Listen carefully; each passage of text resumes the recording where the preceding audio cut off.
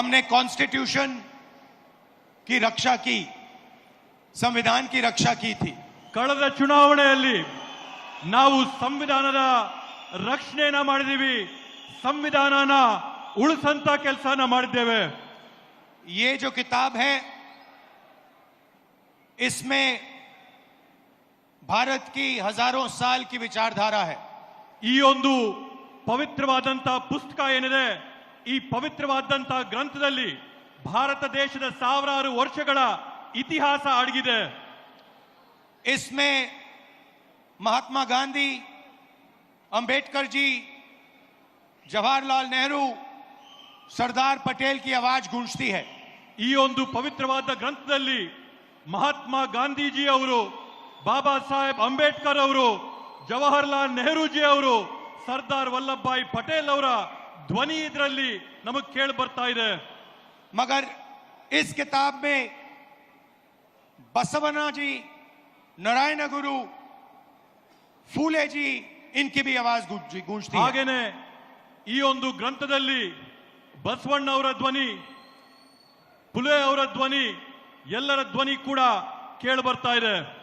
और इसकी नींव, इसका foundation one man one vote. ಈ ಒಂದು ಪುಸ್ತಕದ ಮೂಲಭೂತ ಅಡಿಪಾಯ ಏನಂತಂದ್ರೆ ಒಬ್ಬ ಮನುಷ್ಯನಿಗೆ ಒಂದೇ ಮತ ಅನ್ನಂತದ್ದು ಅದರ ಅಡಿಪಾಯ। हर हिंदुस्तानी नागरिक को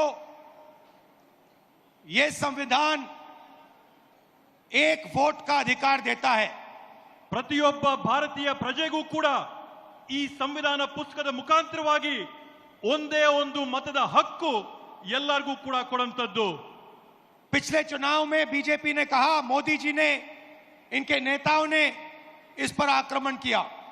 ಕಳೆದ ಚುನಾವಣೆಯಲ್ಲಿ ಬಿಜೆಪಿಯ ಮುಖಂಡರುಗಳು, ನರೇಂದ್ರ ಮೋದಿಜಿ ಅವರು, ಅವರ ಪಕ್ಷದ ಕಾರ್ಯಕರ್ತರು ಈ ಒಂದು ಪವಿತ್ರವಾದಂತಹ ಗ್ರಂಥದ ಮೇಲೆ ಬೇರೆ ಬೇರೆ ರೀತಿಯಾದಂತಹ ಪ್ರಹಾರಗಳನ್ನ ಮಾಡಿದ್ದಾರೆ। हिंदुस्तान की संस्थाओं को खत्म करके इस पर आक्रमण किया। ಭಾರತ ದೇಶದ ವಿವಿಧವಾದಂತಹ ಸಂಸ್ಥೆಗಳನ್ನ ಅದರ ಮೇಲೆ ಪ್ರಹಾರ ಮಾಡಿ ಈ ಒಂದು ಸಂವಿಧಾನನ ಮುಗಿಸಂತ ಷಡ್ಯಂತ್ರ ಪ್ರಯತ್ನ ಮಾಡಿದ್ರು। पिछले चुनाव में हमारे सामने एक सवाल उठा। ಕಳೆದ ಚುನಾವಣೆಯಲ್ಲಿ ನಮ್ಮೆಲ್ಲರ ಮುಂದೆ ಒಂದು ಪ್ರಶ್ನೆ ಉದ್ಭವಿಸಿತು। लोकसभा का चुनाव हुआ, उसके बाद महाराष्ट्र का चुनाव होता है। ಲೋಕಸಭೆಯ ಒಂದು ಚುನಾವಣೆ ಆಯಿತು, ಆ ಲೋಕಸಭೆಯ ಚುನಾವಣೆಯ ಬೆನ್ನಲ್ಲೇನೆ ಮಹಾರಾಷ್ಟ್ರ ರಾಜ್ಯದಲ್ಲಿ ಅಲ್ಲಿನ ವಿಧಾನಸಭೆಯ ಚುನಾವಣೆ ಆಯಿತು।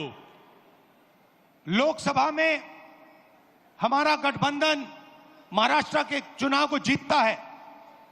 ಮಹಾರಾಷ್ಟ್ರದ ಲೋಕಸಭೆಯ ಚುನಾವಣೆಯಲ್ಲಿ ನಮ್ಮ ಇಂಡಿಯಾ ಮೈತ್ರಿಕೂಟ ಅಲ್ಲಿರ್ತಕ್ಕಂಥ ಚುನಾವಣೆಯಲ್ಲಿ ಜಯನ ಸಾಧಿಸುತ್ತೆ।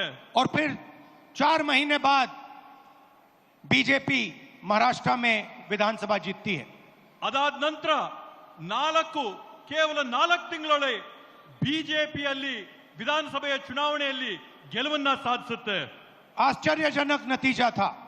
ಇವತ್ತು ಅದರ ಪರಿಣಾಮ ಏನಾಗಿದೆ?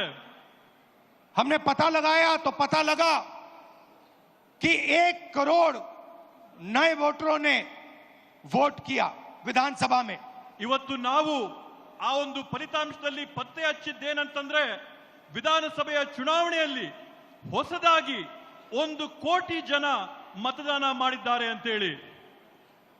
1 करोड़ नए लोग जिन्होंने लोकसभा में अपना वोट नहीं डाला था, जादू से ये विधानसभा में वोट डालने निकल आए।